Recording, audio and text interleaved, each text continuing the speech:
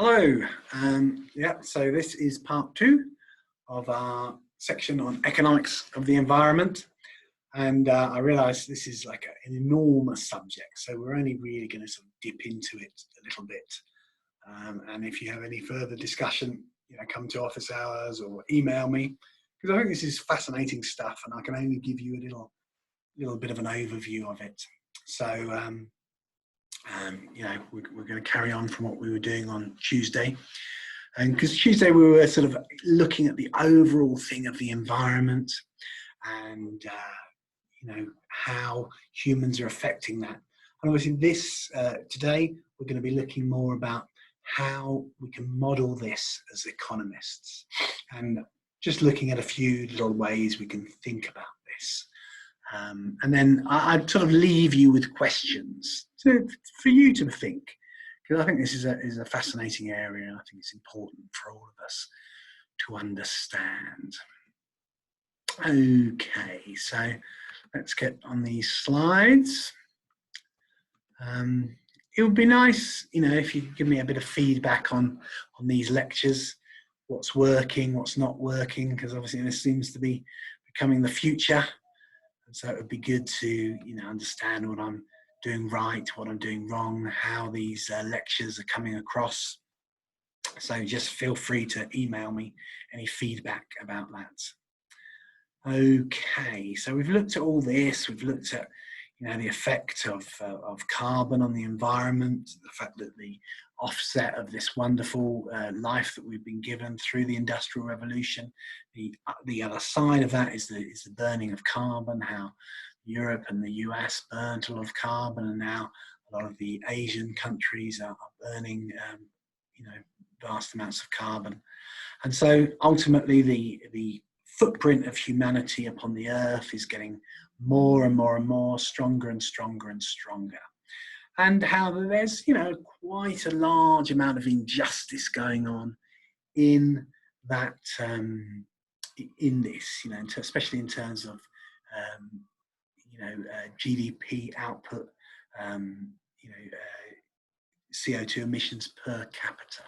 If you look at that, United States, the average US citizen burns so much, or so much carbon is burnt on their behalf. And that affects people on the other side of the planet who don't burn very much carbon at all. And so, that is what people talk about when they talk about climate injustice. And, there are some big effects. Some argue that the wars that some say are caused by climate change, like Darfur, the Syrian civil war, it's going too far to say climate change caused that. Some say it's going too far to say climate change causes all this refugee crisis in the Mediterranean, but certainly climate change is a factor. Okay, so now, but remember this is an economics class, it's not an environmental science or environment class, and so we've got to think about how can we look at this as economists. And the first idea as economists, the first tool that we have in our pack to think about the effect on the environment is the concept of an externality. And basically, if you think about it with our supply and demand model, we model a market where ultimately we do trades based on, the marginal benefit of something equaling the marginal cost. A company sets its price based on that. And ultimately everyone's happy. You're buying something at a price you're prepared to pay. The person is selling it at a price that they're prepared to sell at. And ultimately people are happy. Economics makes people happy. Everyone's wonderful, But what happens if in a sale of something, there's some sort of externality? There's a side effect, there's a consequence of some sort of industrial or commercial activity that affects other parties without this being reflected in the costs of the goods or services involved. So there's a price maybe that someone else has to pay, but that hasn't been included in the price that the buyer has paid for something. And there are negative and there are positive externalities. First, let's think of positive externalities. You buy your education, you pay a particular price for your education, and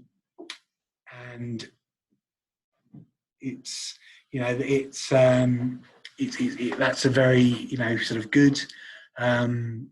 You're getting that education that's helping you in your life. But what if your education, the fact that you are educated, is helping other people? Maybe you'll invent something. Maybe you'll do, all sorts of things that aren't, so the social benefit of you being educated is actually more than you've actually paid for that. Obviously, medical education. Classic example. You go and learn to become a doctor or a nurse. You pay that money to learn that. You then go and get paid to sort of be a doctor and or a nurse, and everything's wonderful. You're helping people and stuff like that, and that's all part of the. It's all been factored in. But what if with your amazing medical skills, you're walking home one night and someone collapses in front of you and you save their lives? That hasn't been factored in to the exchange, the economic exchanges around your medical education, and that's a social benefit. If someone collapses, what do people shout? Is there a doctor in the house? Is there a nurse in the house? And so, this is a positive externality. You could say, let's say with a coronavirus vaccine, let's say 60% of people get it, and 60%, say 60% of people pay for it. The fact that 60% of people are then, they won't be carriers, will actually positively affect that other 40%. But maybe they've only paid for the benefit of not getting coronavirus themselves. But then there's this big social benefit to getting vaccinated, because it means you can't then infect others, And it's the same, there can be negative externalities. I always have to be careful with this when I talk about guns in the US, but obviously if you're anti-gun, you would say there's a big negative externality. The social cost, or the chap who shot all the people in El Paso last year, he bought that gun for a certain amount of money, but he didn't pay for the social cost that gun caused. The terrible suffering and murder and mayhem that gun caused. That could be a negative externality of the buying of guns. It's not factored in the price of a gun, in the market exchange of a gun. Obviously some who very pro-gun people can say, well, yeah, but there's also positive externalities. Someone has a gun and kills someone who's going to rob people or murder people. So there could argue there's a positive externality. But generally with pollution, waste, pumping industrial waste into the atmosphere or into a river is a negative externality, and that's not been factored into the price of the goods that have been made by that factory. So, let's say, for example, people getting bronchitis because of a clothes factory. The price of their medical care, the price of the social cost of that bronchitis was not factored in to the clothes that factory sold. It's a negative externality. Say a steel mill pouring waste into a river, destroying that river, destroying the the ability to people to enjoy that river, polluting people's water supply. This has not been factored in to the to the price of that steel. And so how do we model that? How can we model that? And so ultimately,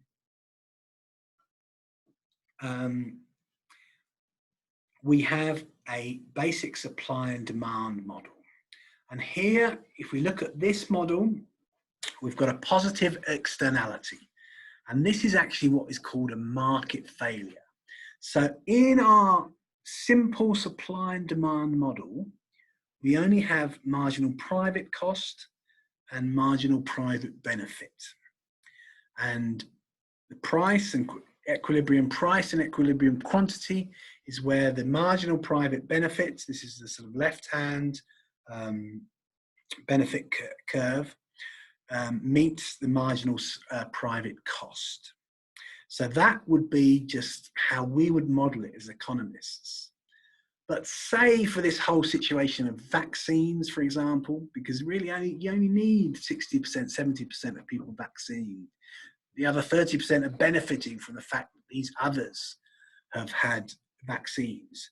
Now, if the price of a vaccine is only about the marginal private benefit, basically they'll be, they'll be underpriced, won't they? And so, ultimately, the price of a vaccine should be higher because it's creating this big social benefit. And normally you'd say, okay, what needs to happen there is because society is benefiting, people generally out of their taxes should, through the government, subsidize something that is a social good. And so ultimately you could say, okay, vaccines should be subsidized, education should be subsidized, especially medical, especially very important areas of medication, of education should be subsidized, because there is this big marginal social benefit that hasn't been factored into the price, a positive social benefit. Okay, but what about the other side, when there is a negative externality? And a negative externality is a situation when the marginal social cost is greater than the marginal private cost. So again, the left-hand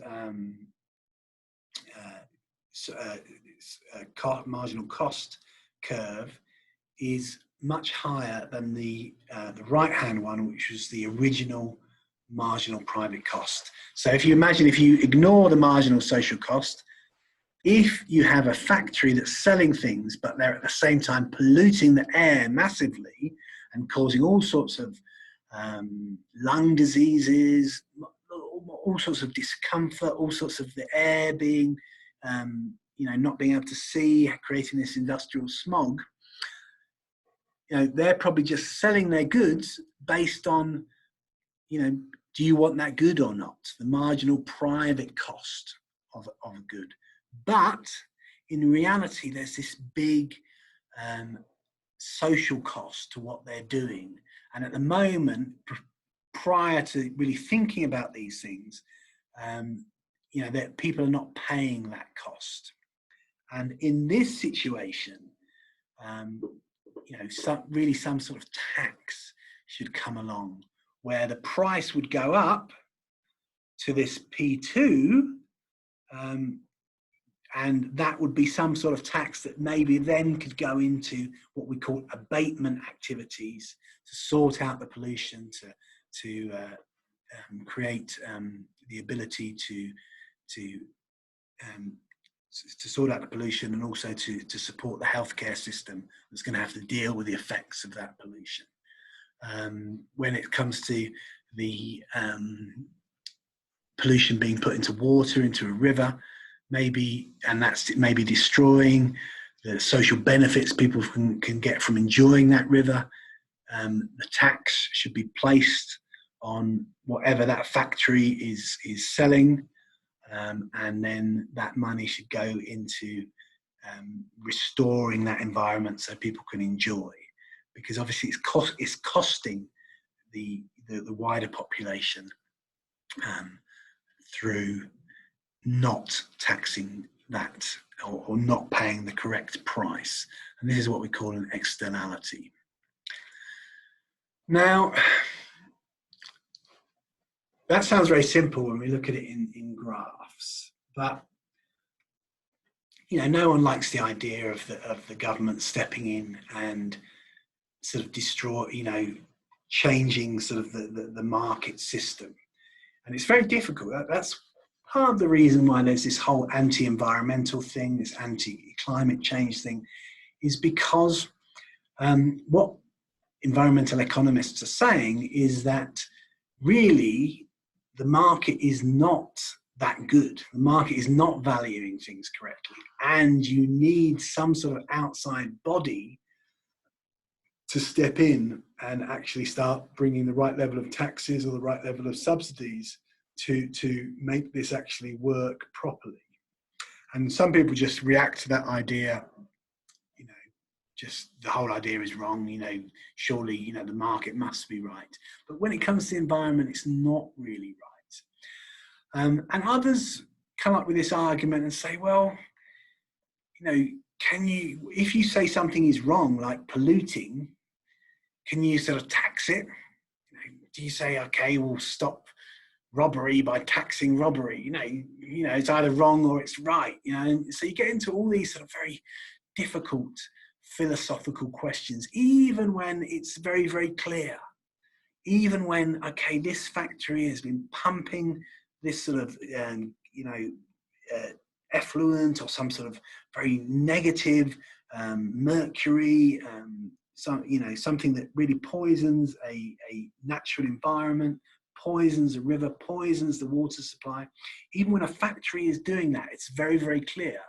It's still pretty difficult to hold them into account and to make them pay the full social benefits of what they're doing. So this is tricky stuff. That's what I'm trying to say here. And so the bigger question that we've talked about, which is climate change, and the fact that carbon has this big negative externality. You go to the shops, to the gas stations at the moment, and the price of gas is ridiculous. It was $1.60, $1.50 for a gallon of petrol. Now, do you think that in the price of that petrol, the damage that has been caused to the environment through the burning of that petrol has been factored in? Of course it hasn't. There's no way it has. The whole idea that the burning of carbon is doing damage to the environment is just not really accepted. It's not, even if people accept it, it hasn't actually really been factored in to the whole price of any fossil fuel. And it would be very, very tough. But a lot of people say that really what has to be done to stop climate change is actually a situation where the externality of the damage caused by burning of fossil fuels must be, you have to see how big that externality is, and that has to be factored in the price of any fossil fuel. Now, I think that's totally right. I think morally that's a very, very strong argument. But would I want to pay 3 times as much for my petrol or my gas? Would I want to spend double or treble heating my house? Would that obviously then, if every factory was spending all that, then the price of everything would go up. And so that, these again are not easy questions. The whole idea of a carbon tax has been fought and fought and fought and fought. even when everyone really knows that the burning of carbon is going to, is doing damage to the planet and doing damage to our future. So, for the last, I don't know, I was involved in a company selling energy efficient heating products from 2001 to 2008. And even then, the whole question of a carbon tax was being introduced, carbon credits, and it hasn't really caught on, And so let's think about it, the pros and cons of it. Obviously, positively, it's making polluters pay. If you're going to pollute the planet, you've got to have to pay for it, and it would be more efficient by actually letting the market bear the full social cost of what it's doing. It would make things more efficient, theoretically, and obviously it would raise a lot of revenue that could be used for the mitigating effects of pollution, or the damage that's being done by climate change. Obviously, the question is is that within one country or is that across the world? And that's another big question, but we'll talk about that in a second. And ultimately, it would, number 4 pro is probably the big one. It's going to make the whole carbon industry, like, do we really want to be in this business? And actually push people into renewable alternatives like solar, like wind, like water power. And it, obviously will reduce environmental costs. It could, severely, make the projected damage of climate change less. And that's the whole sort of aim of it. Obviously, the cons is that it would discourage investment and economic growth. The shutting down of the economy during the coronavirus, we've all seen how damaging that's being, and by trying to really move away from a carbon-based economy, a lot of people say that it will damage growth. And I think ultimately for us to really take hold of this, we have to challenge some of our lifestyles, our high consumption lifestyles. Obviously, with taxes, all sorts of evasions and all sorts of things go on. And, obviously it's very, very difficult to work out. It's so difficult. Scientists, most 97% of scientists believe climate change is real. It's man-made, but, the level of it and how much it's affecting people is these are still big subjects of debate. And so there are big questions about how big the tax should be. Obviously, it's quite a big administrative thing to collect that tax. And ultimately, if there's carbon taxes in the US, but not in Mexico, obviously firms will move to Mexico where they can pollute for free. And so the last few countries that don't have carbon tax, all the factories will move to there, So it would have to be across the whole world. So it's a quite tricky thing to sort of work out carbon tax. And the big question is, how big a scale do we make the cost? It's hard enough to work out what pollution is doing, or carbon pollution of the atmosphere is doing it within one country. But do you say, okay, the price of a gallon of gas in the US must factor in floods in Bangladesh to its price? That's a big debate. And I can't see many sort of US, sort of gas firms accepting that. But ultimately, I believe that's the real key issue here. And as economists and as social scientists, we're trying to really work out, is there any way, if the terrible consumption of the West, or the vast consumption of the West, is actually driving some of the disasters, especially climate disasters we're seeing in the Sahel in Africa, particularly Bangladesh, in Asia. somehow there has to be, somehow that carbon tax, that the full social cost of burning that carbon must take in what's going on in other parts of the world. But that's going to be a very, very big pill, especially for the Western nations and especially for the USA to accept. And so, in a way, these vast, big world questions are more difficult to get at. Even like, say, for example, a very, very simple, what would seem very simple, like air pollution between, say, El Paso and Juarez, where there's this cross-border situation, and sometimes maybe pollution from El Paso will cause damage to people's lungs in Juarez, or the other way around. All the small factories on the Mexican border and around Juarez will then, that sort of industrial smog will move into El Paso, and so there's these big issues with cross-border pollution, and that take years to work out, and that would seem to be relatively simple. Same with between New Mexico and Texas. Apparently, New Mexico has caused a lot of pollution in the Rio Grande, and there's been a 50-year court case between New Mexico and Texas about the relative levels of pollution of the Rio Grande. And so, what I'm trying to say is, if this is so difficult to work out on a cross-state or a very simple cross-border thing, how are we going to work out a global level?